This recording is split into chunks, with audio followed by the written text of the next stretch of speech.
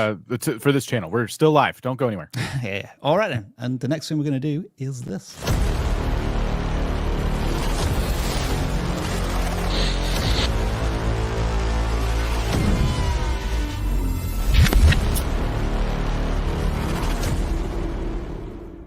First impressions are always important, and we will be giving you first impressions for the channel called hREED, the Lunar Echo.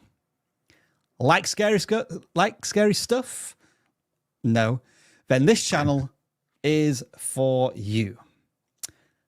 Nearly 2,000, just shy of 2,000 subscribers, and we have. Wow, that's a scary title. I don't. Does that get past the YouTube censors? I don't know. I don't know. So a big YouTube channel called vidiq just talked about my channel. They're basically a school for small creators like us. A YouTube educational channel like TubeBuddy, Think Media, stuff like that. They have an extension app for keyword research. So they're huge actually. Small creators definitely know them. And I was nervous when they were talking about my channel, because they talk about the mistakes, they really point out the negative stuff. And I'm thankful that they didn't talk about too many negative stuff about my channel. I'm really thankful that they got the time to review my channel. So thank you, Rob and Dan, for this. I will never forget this day. 10 silent horror comics, a lighthouse horror, a true frightening story, 4 spine-tingling stories that will keep you up at night. Your existence can be erased.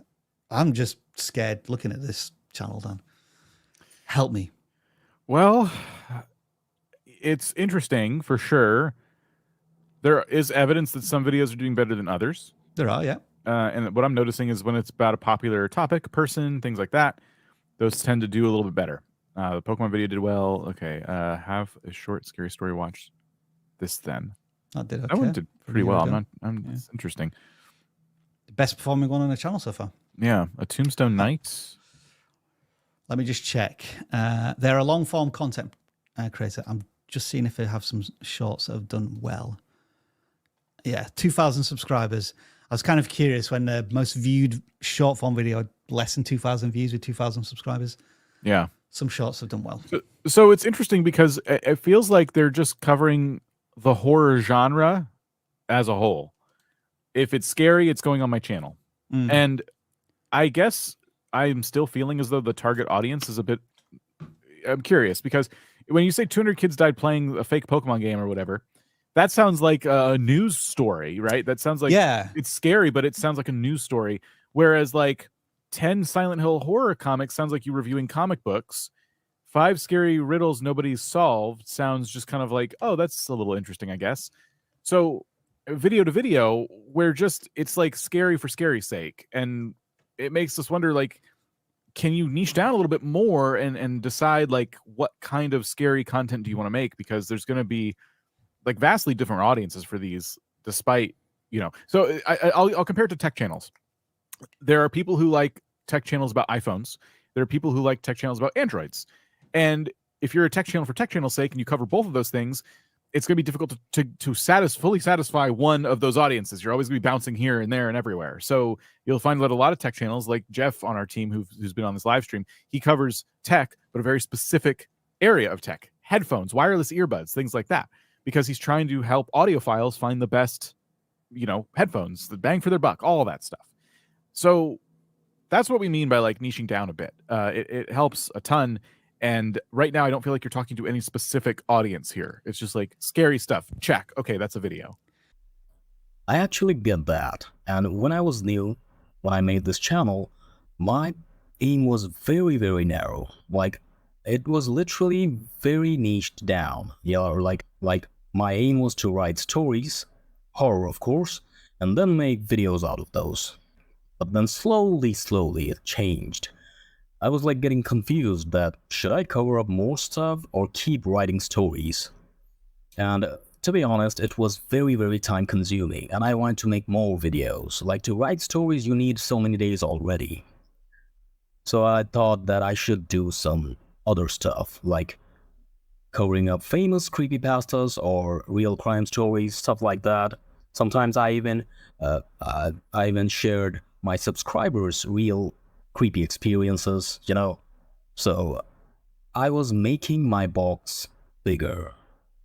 But after listening to you, I'm really thinking, maybe I will.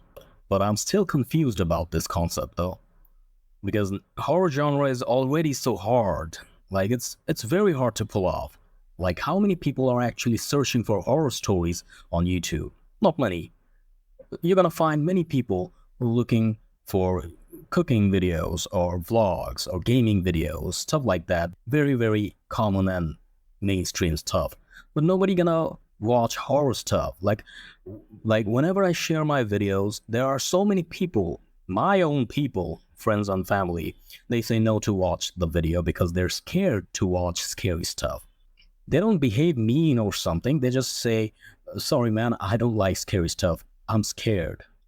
For example, Rob, he literally expressed about scary stuff. Evidence of that. And you know how popular true crime channels are. You know, like true horror channel would certainly be popular as well. I'm guessing these are more fantasy based, just looking at the channel here. So what I would be doing at this point is just doing a simple search, which is going to ruin my search history as well. It's just going to be recommending terrifying stuff for the next few days on the homepage. But like, what is the common denominator here? Like very striking thumbnails, simple to understand. That's somebody doing a trending story there. 3 true St. Patrick's Day horror stories, but they also went to the trouble of animating them as well.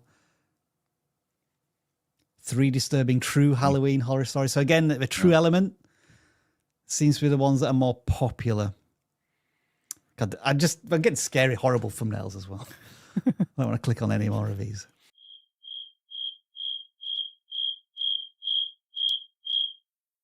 I don't want to click on any more of these.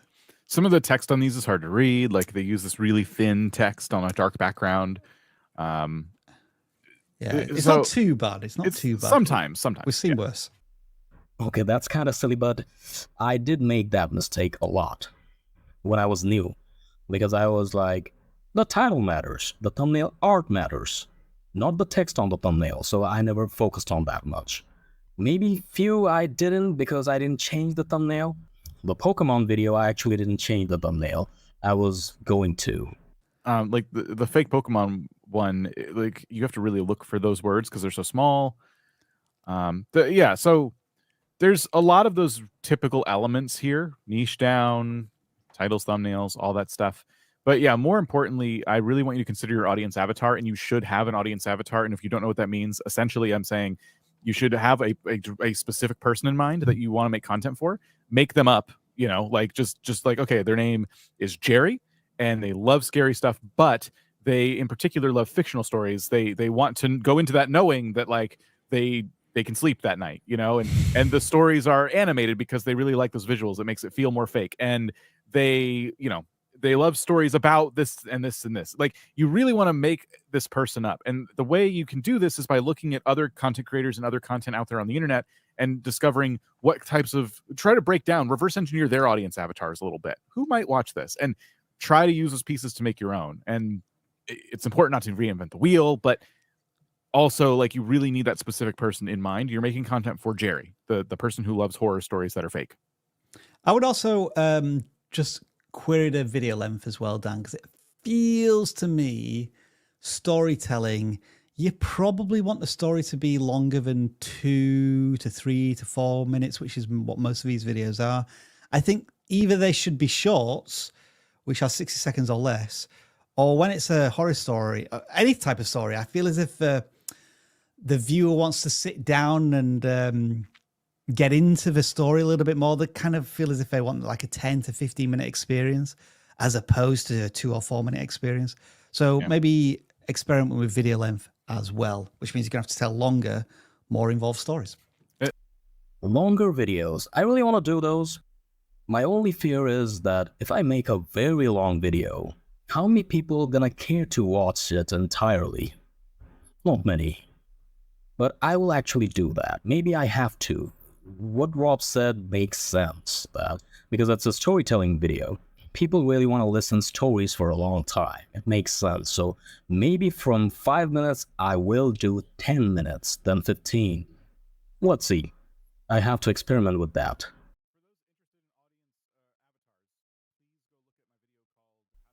Okay, so thank you, I guess. I don't know how many people actually care to watch this video because this is not a scary storytelling video. It's something different. But sometimes I can make random videos, right? And I'll see you next time.